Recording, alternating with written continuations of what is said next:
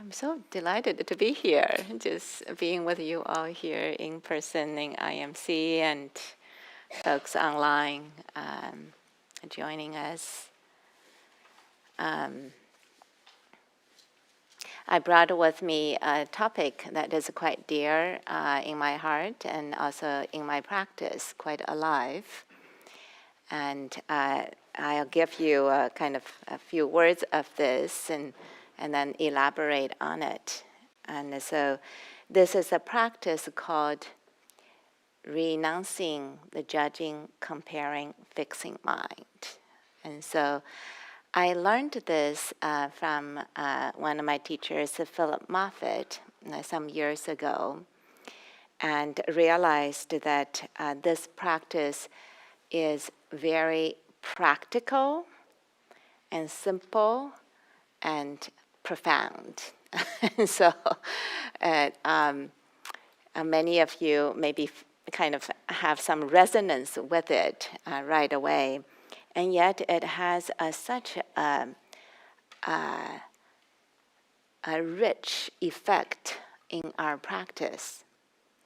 And so I brought this in, and Philip discovered this practice on his own, in his own Dharma practice, and recognized how much this kind of mindsets hinders one to practice in our own practice. Some of you might be familiar with this, and maybe even in just the meditation that we did, it came up for you. You know, some of these inner voices that are critical of ourselves, or we constantly compare ourselves against others or against ourselves, and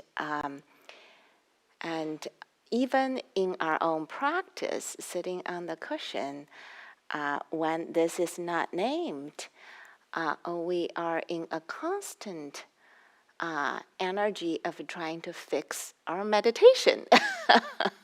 So it gets kind of very familiar in this field. But once we began to practice with this, it began to open up something.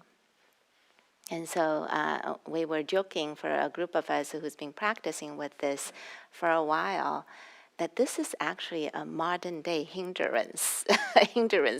And, in the classic teachings, and the Buddha taught about 5 hindrances that hinder us from the unfolding of the Dhamma. And I would say these are kind of modern day hindrances that hinders us from practicing, for the practice to unfold naturally in us. And so this particular practice is part of a broader practice method that Philip shared called naturally arising practice method, but I'm not going to do that today. So I will be focusing on just this particular practice itself. And I wanted to just talk about this 3 mind states first, and give you some reflections on what they are. So what are these judging, comparing, fixing minds? And this practice, they are referring to a kind of mind states or the mind's tendencies that we often experience. They are a kind of compulsive forces that comes out, and they often are a kind of reactivity to certain situations that we're facing or certain experiences that we're facing.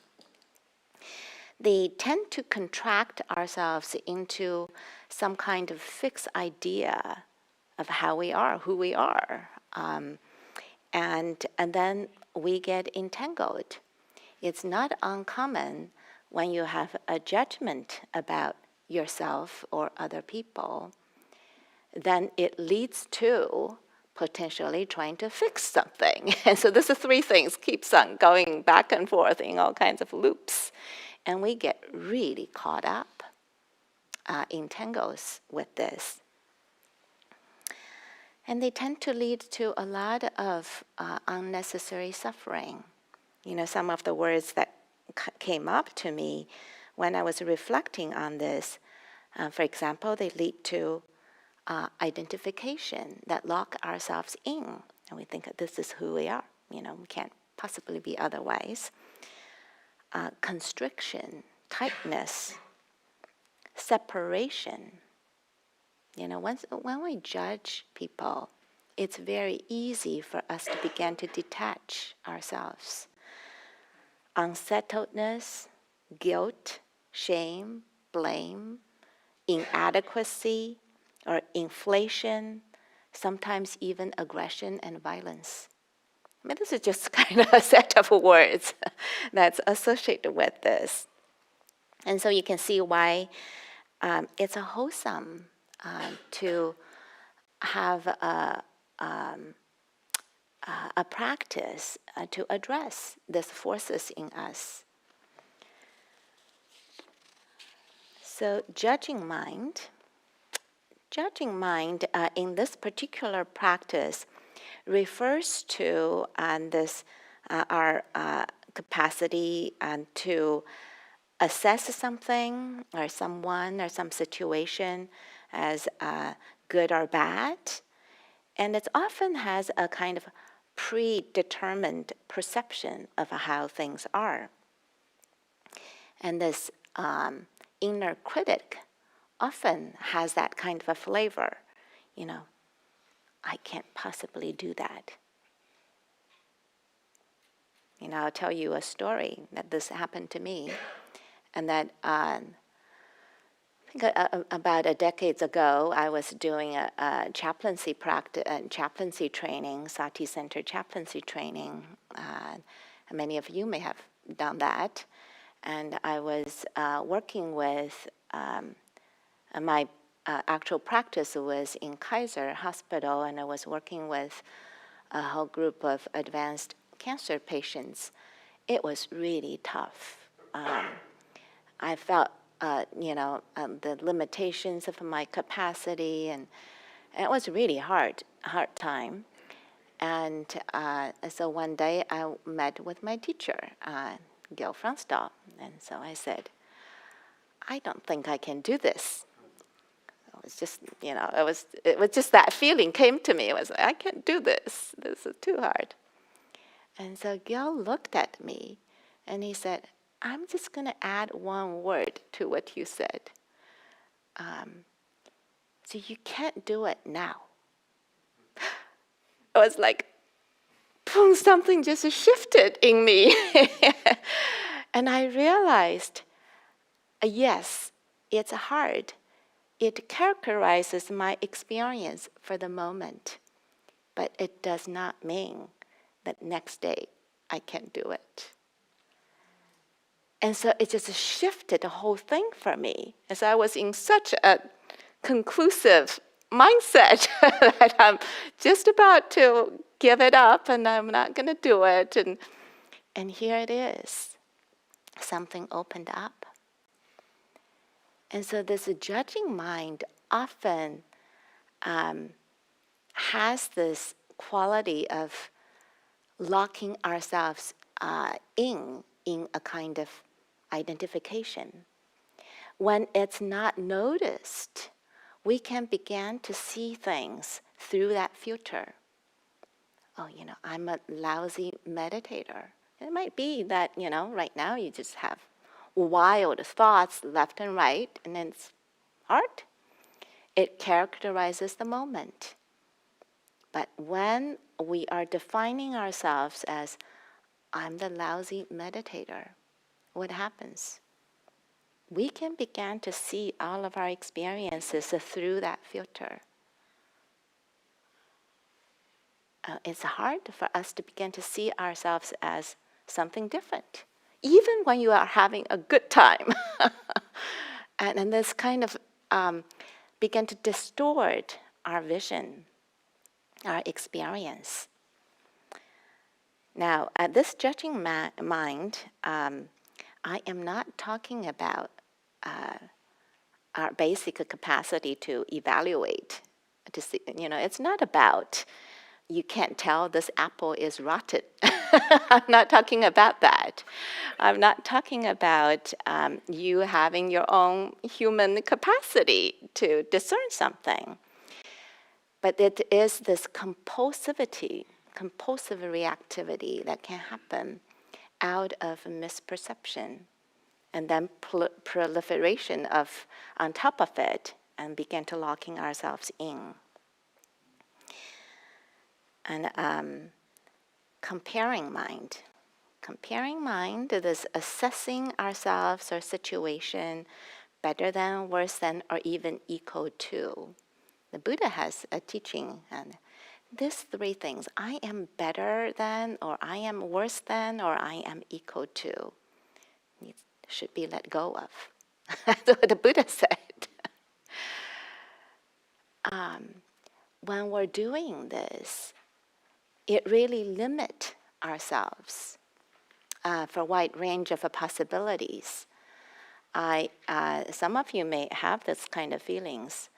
I am very familiar with the feeling of not good enough. It almost doesn't matter what it is. And we can have this sinking feeling of, I am just not good enough. I remember practicing with this, and at one point, I watched myself, this thought coming. I literally felt myself shrinking. And then I noticed I actually have no basis to compare. I did not really know what other people are experiencing. And I did not really have, it's not like you're taking a standard test. The conditions are so different. But this feeling can arise. And when it's not noticed, guess what? We shrink into such a small, kind of constricted space. We become not available to what might be here available to us. And the other momentum that comes with comparing mind is competitiveness. Since we don't like that feeling of being, really tight and small, we get really competitive. How many of us would recognize that we are competitive meditators? I know I did a lot of that. It's like a competitive sports. We sit here and get really huff and puff. And so, and we don't realize how much is hindering a kind of ease that may be available. And so it can go all kinds of ways in this comparing mind. Now the fixing mind, I should also say, this is not to say that you can't compare big apple versus small apples. Okay, so that's not the kind of comparison I'm talking about. Again, this is a kind of compulsive reactivity that hinders us. The fixing mind is a tendency that wants to change someone, something, instead of being with what may feel uncomfortable,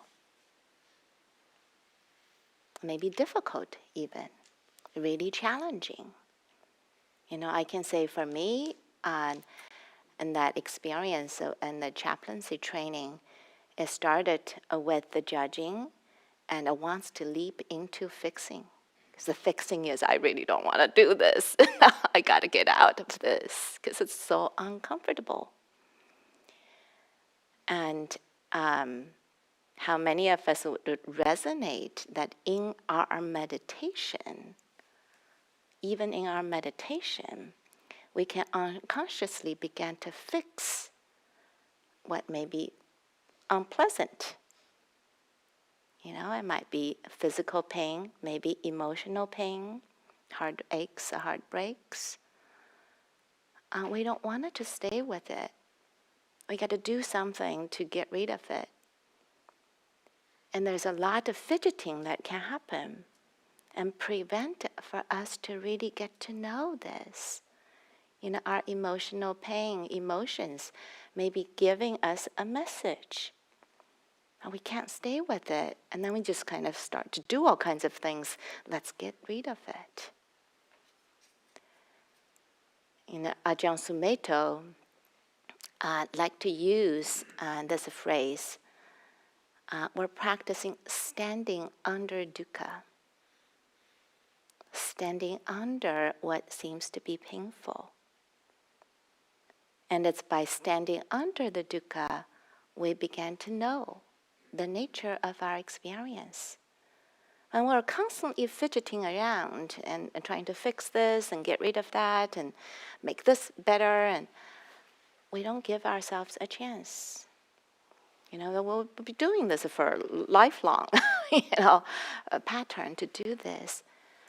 And so being with what may be unpleasant allow us to begin to discover some nature of our experience more and more.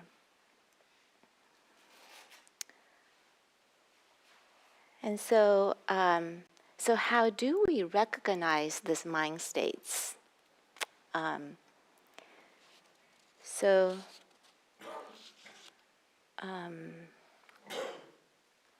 Some of this may be quite obvious.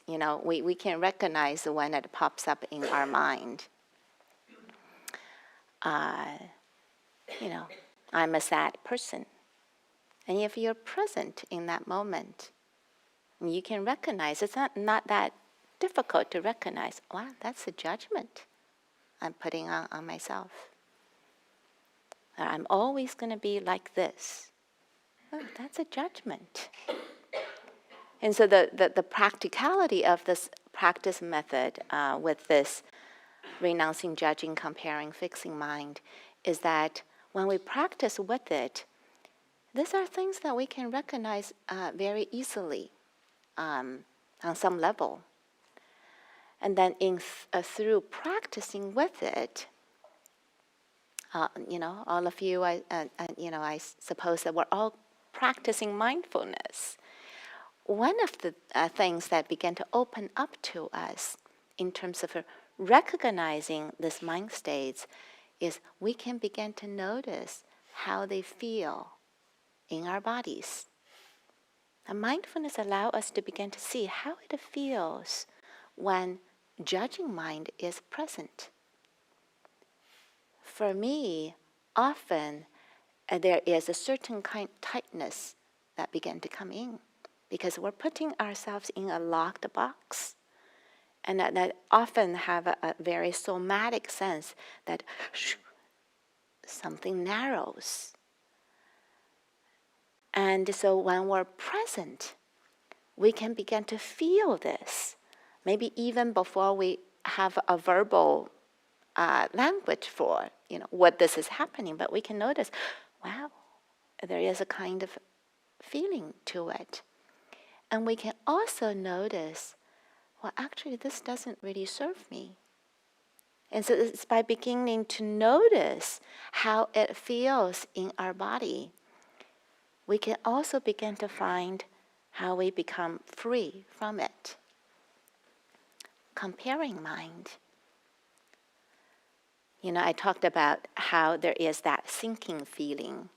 And what I noticed, this not enough kind of feeling, often has this, I could feel my whole body just drops and becomes small.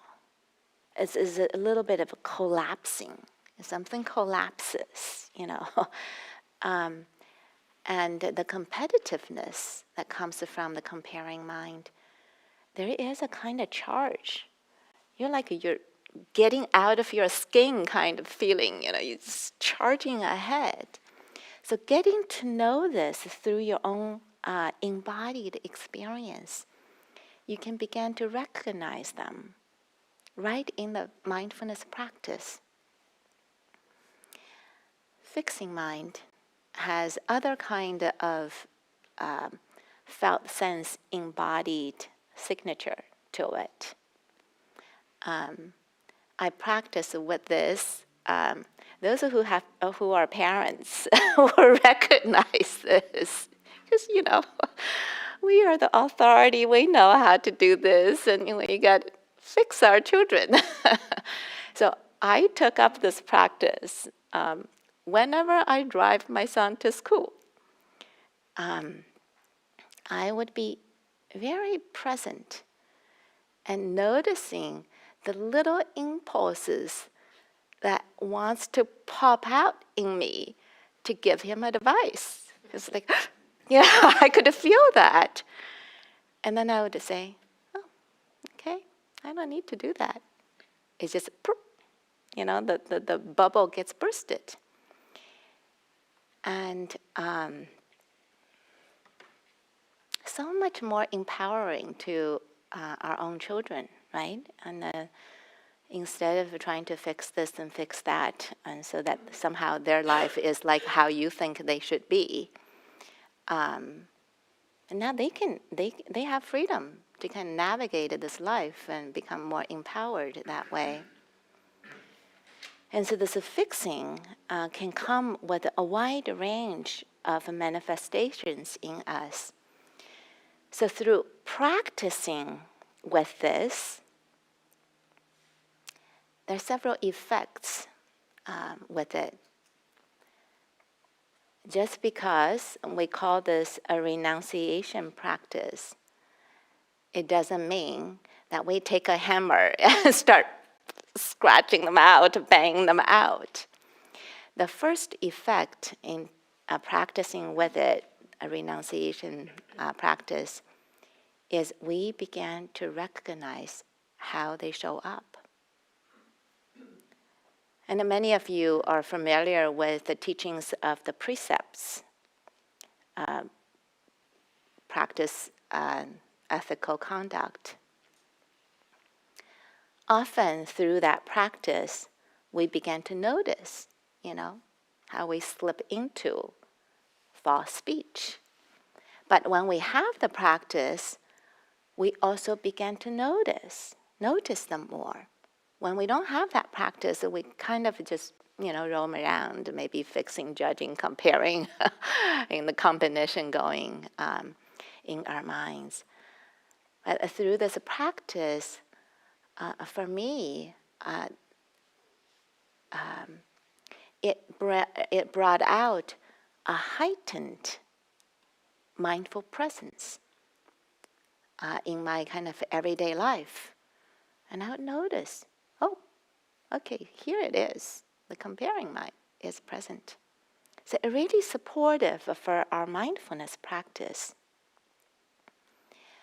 And as we get to know it more, this is standing under the dukkha, under the tension of this, we can begin to know the range of this mindset. It's not just one mind state, it has all kinds of manifestations. We can begin to let the practice unfold. Because once we know them, there is a natural release that happens without us to try to fix that. And the Buddha, in practicing with the hindrances, is once he noticed the hindrances, they are let go of naturally. Because it's like we're holding the hot coal. We don't want to hold the hot coal. The body will just kind of let it go. And in the same way here, when we notice them, when we recognize them, when we know them deeply, in a wide range of ways, this began to unfold. The practice began to unfold. And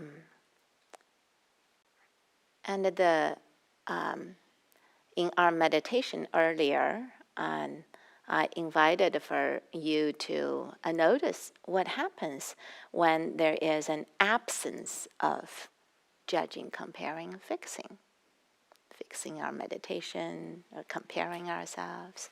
What happens? What begins to become available when those mind states are kind of like the clouds fade away? we have a much more greater capacity to discern more clearly what might be needed. Maybe there is a sense of kindness towards what's unpleasant. But it's not coming from a fixing or demanding for something to be different. And there can be a whole range of wholesome qualities that began to become available, or simply more spacious in the mind and heart that allow things to be, rather than trying to fix them all the time. And so this way of practicing opens up a wide range of possibilities. And for me, there is often a somatic sense of ease in my body. I'm not trying to be somebody who I wanted to be. I am just who I am. This is what it is. So much more freedom in the heart. And so much more kindness. And not only for ourselves, but we give space for other people, for other situations. And they can be who they are. They don't have to be how you want them to be. And there can be a sense of a harmony in being with each other in that way. So how do we practice with this? Philip developed a ritual. I won't have time to kind of describe the details of the ritual, but I wanted to offer you a flavor. Maybe this is something that you can look into to practice this way.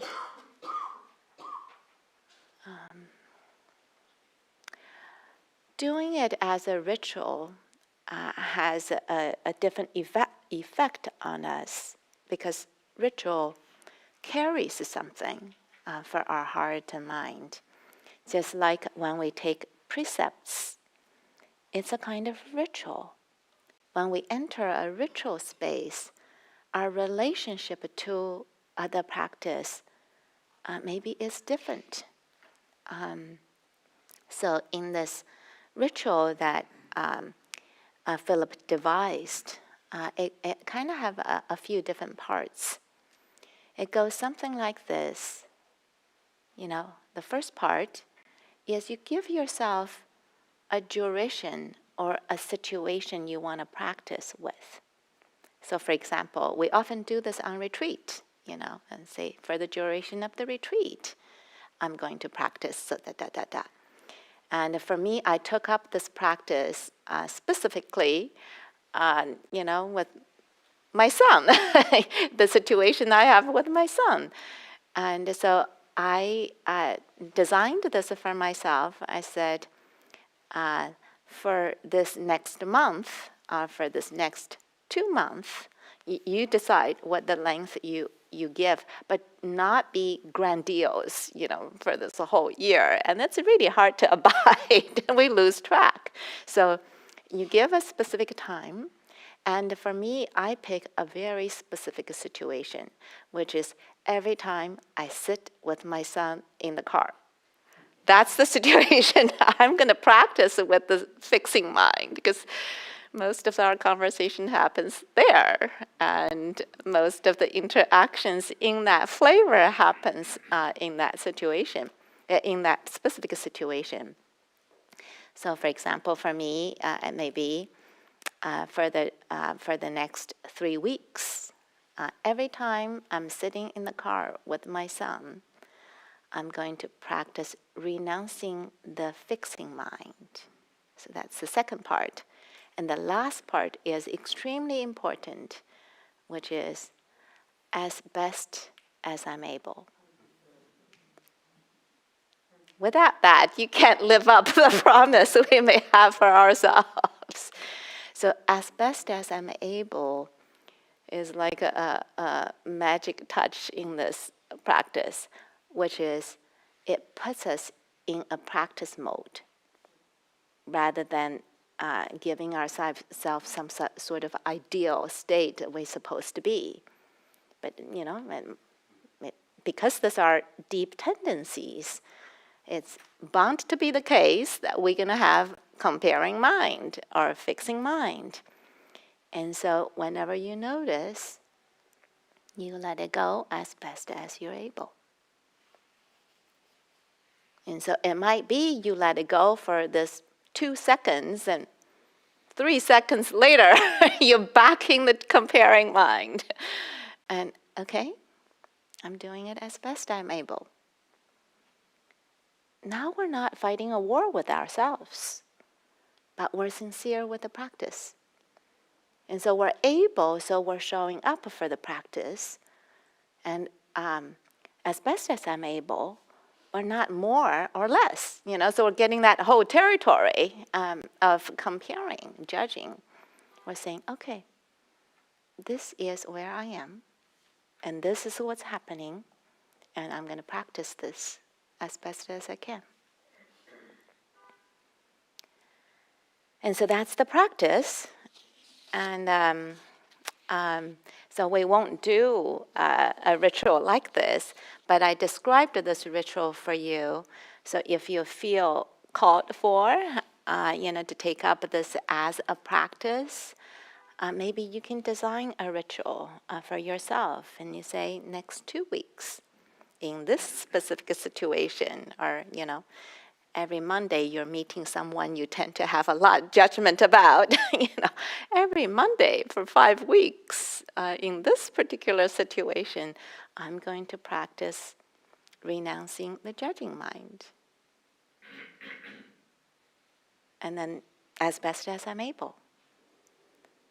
And then you take up that ritual, and after 3-4 weeks, whenever that duration ends, you release yourself from this vow. The releasing allows us to respect this as a practice. Some of you might pick up a different one. And so that it allows the ritual to have a kind of a potency. And some of you, after a while, that might just become part of your practice. So for me, just when I did this practice for a period of time, I noticed how heightenedly I was aware all the other mind states. And so it becomes natural. Oh yeah, okay, that becomes part of the practice. And so, may we all practice and allow the heart and mind to have freedom from judging, comparing, and fixing for ourselves or for other people. And may the goodness that flow out of the absence of this mind state benefit our own being and benefit others all around. So, thank you, everyone.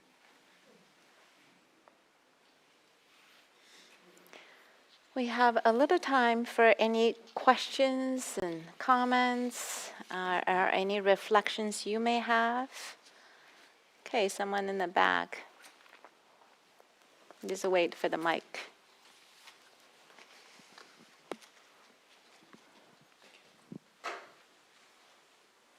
So I have a daughter who doesn't like to do her homework. I feel the need to fix that. Can you help with that? It's a great question. Yeah, we all are parents. Yes, there are ways that we can do it that is not coming from a kind of demand and coming from a kind of a pressure. But maybe your daughter needs to be listened to. Why is she not doing the homework? What might be going on with her? And might be this an opportunity for you to understand and know her a little more. And yes, not doing homework is a significant manifestation for kids who are going to school. And yes, we don't want that to happen. But it might just be an opportunity for you to know a little more about what might be going on in her life. And as you get to know more, I wonder if there are other ways that we can engage with our children that may be more supportive of them. And so the doing homework is not a mandate, but it's coming from maybe a sense of love, love that you may offer to her, or a support. Does that kind of, yeah? It does, thank you. Thank you.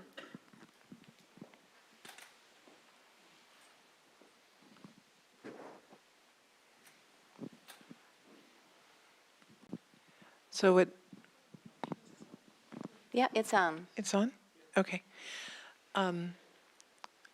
I love languages, and I think they're very powerful. And when you mentioned the thing, I am sad, what popped into my head is how in Spanish, most of the emotions are expressed as a temporary, there's two verbs, to be, in Spanish, and most of the emotions are expressed as a temporary status rather than identity. And Beautiful. Yeah. thank you for that, saying that, because that related, the power, again, language is very powerful. That's right. That's right. Yeah, yeah. I know in the Chinese language, often the emotional words are very somatic. So it kind of began to, when you're angry, there's air gets born in the body. That's literally how it kind of, 生气 is like qi begin to move in the body. Now you're more connected with what's happening in the present moment, rather than you're the angry person. That's very different. Yeah. Yeah, thank you. Anyone else?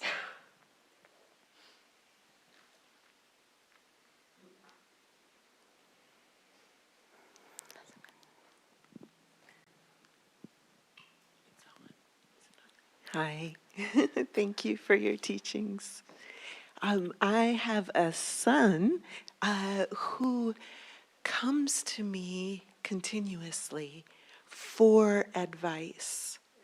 And he says, I have this problem, please fix it. I have this problem, please fix it. So I noticed two things. One, I noticed that I do jump into the fix-it role. The other is that I personally think he should be more independent. So I also have that type of fixing mentality, kind of trying to get him to solve his own problems. Yeah. So I sort of feel stuck either way. Right. Yeah. Yeah. It's a great question. We parents. Yeah. And so let this experience be something you learn a bit about how it feels to be fixing versus holding possibility. Because the fixing, like you say, often has this leaning out to charge out, because we're not comfortable with not giving advice.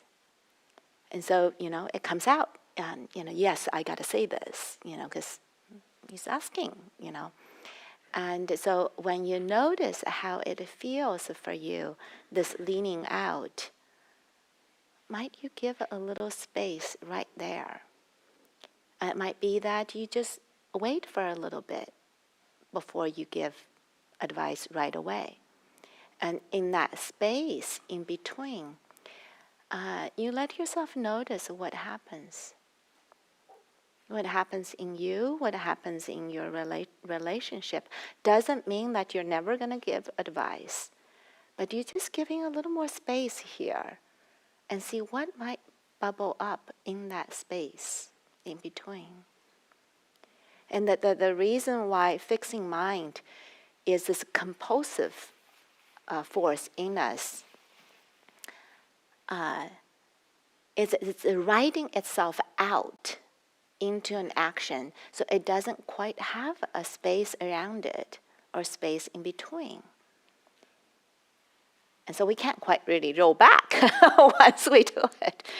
And so this learning to begin to be attuned, oh, this is how it feels like. Like when I have that bubble popping out in me, I could feel it. I'm like, okay, I'm just going to give it a little space. It doesn't mean that I'm not going to say what I'm about to say, but it may have a 5-second lag in between, and that might be enough.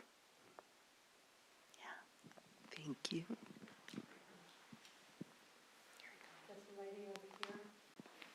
Okay, this will be the last one.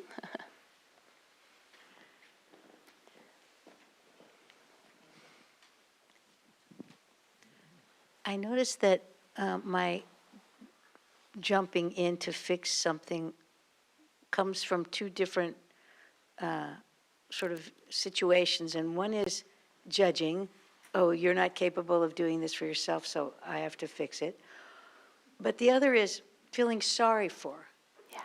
And so maybe it doesn't matter in the end, but could you talk a little about that difference and where it's coming from? Yeah, there can be a different underlying perceptions that we have with respect to situation, and just kind of this sorry for something, and that we may have a perception that somehow this person or the situation has a sense of a lack, but we don't always know. Are they lacking something? I don't know. But it's your subjective perception of it.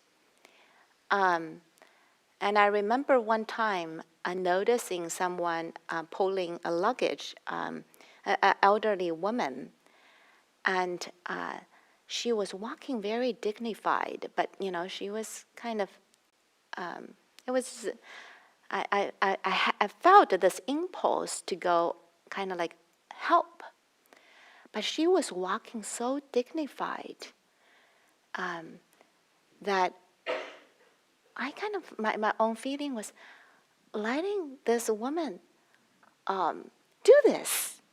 And then when she walked back into the home, just a few steps later, I realized kind of in my own mind that, oh, a lot of people do this.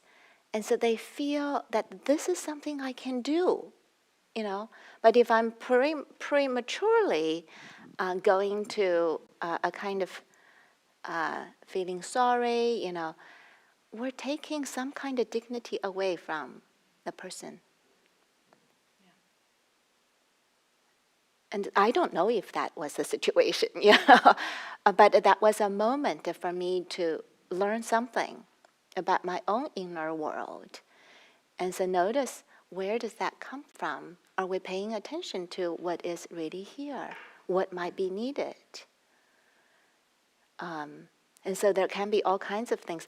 And there are times that it really comes from kindness, compassion.